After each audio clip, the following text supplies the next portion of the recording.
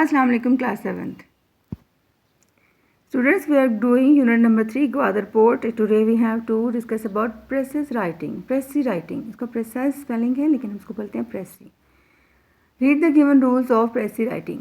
अब तो पहले हम देखना है pressy होती क्या है और उसको हम लिखना कैसे है, उसके हमें रूल्स यहाँ पे दिए गए हैं, हम देख लेते हैं, फिर हमें अपने यूनिट की pressy लिखने में आसानी हो जाएगी. Here we have information about what is pressy. A pressy is a short written or spoken account of something which gives important points but not the details. It is a short summary of a passage. ठीक है, pressy एक short written या spoken मतलब लिखा हुआ या बात किया हुआ एक छोटा सा अकाउंट होता है या बात होती है जो हमें सिर्फ important points देती है बट डिटेल्स नहीं बता रही होती, और ये किस्म की शॉर्ट समरी होती है किसी भी पैसेज की. मतलब समरी का ही दूसरा नाम है pressy. समरी से भी और शॉर्ट कर ले तो प्रेसी बन जाएगी. ठीक है, शॉर्ट समरी को हम प्रेसी कहेंगे. ठीक है, पूरे कॉन्टेक्स्ट या टेक्स्ट की जो हम बनाते हैं खुलासा या कुछ उसको पॉइंट्स बताते हैं वो उसकी समरी कहलाएगी, और समरी से भी और प्रोसाइज कर देंगे तो वो प्रेसी कहलाएगी. Hopefully you understand well. Now look at the rules of precis writing.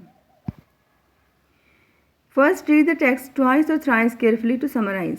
जैसे हम समरी लिखने के लिए करते हैं ना कि हम पूरा टॉपिक जो है तो उसको 2-3 दफ़ा पढ़ते हैं, इसी तरह से हमने प्रेसी राइटिंग के लिए भी पूरे टेक्स्ट को हमने या पैराग्राफ को 2 या 3 दफ़ा एहतियात से केयरफुली पढ़ना है.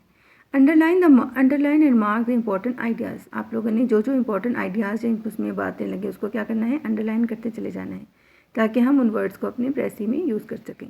With the help of underline ideas draw the outline of your precis. आप जो आपने अंडरलाइन किए आइडियाज़ उनकी मदद से आपने प्रेसी की आउटलाइन ड्रॉ कर लीजिए कि ये पॉइंट्स हमने अपनी प्रेसी में नोट करने हैं और ये हमने छोड़ देने हैं. Omit are unnecessary information but don't omit important points. आपने क्या करना, अननेसेसरी इन्फॉर्मेशन मतलब एक्स्ट्रा जो उसमें डिटेल्स आ रही है उनको आपने छोड़ देना है, और जो लेकिन इंपॉर्टेंट पॉइंट्स हैं उनको ओमिट नहीं करना या खारिज नहीं करना या नहीं निकालना. ठीक है. Keep the fact in your mind that the length of the pressy should be the 1/3 of the original text. अब अपने ध्यान में ये रखना है कि प्रेसी जो होती है वो क्या करती है, उसकी लेंथ जो है टोटल टेक्स्ट की तकरीबन 1/3 होनी चाहिए. ठीक है, मतलब कि अगर 100 वर्ड्स का आपका है कोई टेक्स्ट या पैराग्राफ तो उस प्रेसी जो होगी तकरीबन 25 वर्ड्स की होगी. 1/3 पोर्शन उसका जो है वो उसका प्रेसी में आ जाएगा. अब पीछे का वर्ड्स काउंट कर लीजिए, बाद में फिर उतने ही वर्ड्स की आपने प्रेसी बनानी है. It should be written in indirect speech. इसको हमने इनडायरेक्ट स्पीच में लिखना है. डायरेक्ट स्पीच में ऐसे होता है कि उन्हीं की बात उन्हीं की ज़बान में, लेकिन डायरेक्ट स्पीच का मतलब होता है जो बात की जाए वैसी बयान की जाए, लेकिन इनडायरेक्ट स्पीच का मतलब होता है जो बात जिसने की उसी की ज़बान में बयान की जाए. ठीक हो गया. It should be written in third person and past tense. ये थर्ड पर्सन की फॉर्म में, मतलब उसने कहा, मेरे और तुम्हारे के अलावा उस तीसरे बंदे की बात हो जाएगी और हमेशा पास्ट टेंस में लिखी जाएगी. In case of universal truth the present tense should be used. मतलब कि इसमें तमाम रूल जो हम वो डायरेक्ट इनडायरेक्ट वाले फॉलो करेंगे कि इसमें जो यूनिवर्सल ट्रूथ्स हैं वो उनको ऐसे ही लिख दिया जाएगा, और the present tense should be used मतलब यूनिवर्सल ट्रूथ लिखते हुए हमने प्रेजेंट टेंस यूज़ करना है. It should be written in your own words. आपके अपने वर्ड्स में लिखे होने चाहिए, ये नहीं कि आप टेक्स्ट को फॉलो करके वही वाले वर्डिंग लिखते जाएँ. Read the text and compare it with your precis. अब आप अपना टेक्स्ट को दोबारा रीड कीजिए और फिर उसको कंपेयर कीजिए कि प्रेसी में जो वर्ड यूज़ किए हैं वो वही तो नहीं हो रहे, आपने थोड़ी सी चेंजिंग की है ना.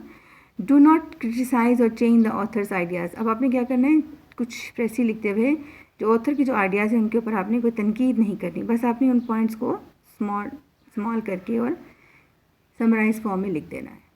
ठीक है, होपफुली यू अंडरस्टैंड वेल. अब यहाँ पे नेक्स्ट एक things not to be use while writing a precis. जब प्रेसी लिख रहे हैं किन चीज़ों को हमने यूज़ नहीं करना. एग्जाम्पल इन द पैसेज को यूज़ नहीं करना, स्टोरीज़ कहानियाँ वगैरह यूज़ नहीं करनी, प्रोवर्ब्स कोई मुहावरा दिए उनको यूज़ नहीं करना, कोटेशंस को इकवाल दिए गए उनको नहीं करना, ईडियम्स को हमने इसमें ज़रबुल मिसाल को भी इसके अंदर नहीं लेकर आना, रिपीटिशन ऑफ सिमिलर सेंटेंस और आइडियाज़, कोई वाक़या बार बार रिपीट हो रहा है उसको भी दोबारा रिपीट नहीं करेंगे, एक ही दफ़ा लिख लेंगे. लॉन्ग फ्रेजेस जो लंबी फ्रेजेस हैं उनको हमने यूज़ नहीं करना, मतलब ऐसे सेंटेंस के पार्ट जो कि लंबे हैं उनको यूज़ नहीं करना.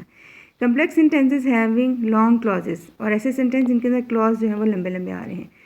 मतलब कि फ्रेज होता है ऐसा पार्ट जिसके अंदर वर्ब यूज़ नहीं होता सेंटेंस का, लेकिन क्लॉज होता है वो ऐसा सेंटेंस का पार्ट में वर्ब भी यूज़ हो रहा है, सब्जेक्ट भी यूज़ हो रहा है, उनको भी हमने इस्तेमाल नहीं करना. और डायरेक्ट स्पीच हमने यूज़ नहीं करनी, हमने इनडायरेक्ट स्पीच यूज़ करनी है. ठीक हो गया स्टूडेंट. ये हो गए आपके तमाम रूल्स जिनको आपने फॉलो करके अपनी प्रेसी लिखनी है, और प्रेसी इज़ अ शॉर्ट समरी मतलब समरी का भी शॉर्टेस्ट फॉर्म हो जाएगा। तो क्या रूल फॉलो करना है आप लोगों ने, जितने भी आपके टेक्स्ट के वर्ड हैं उनका तकरीबन 1/3 पहले आप काउंट कर लीजिए, फिर उनका 1/3 निकालने के बाद आपने अपने वर्ड्स की प्रेसी लिखनी है। And the work you have to done is now read the unit again and write इस प्रेसी इन योर नोटबुक। आप लोगों ने पूरा यूनिट दोबारा से पढ़ना है। जो गवादर रिपोर्ट हमने डिटेल में पढ़ा, 2-3 दिन लगाए हमने उसको ट्रांसलेशन करने में, अच्छी तरह से आपको समझ आ जानी चाहिए।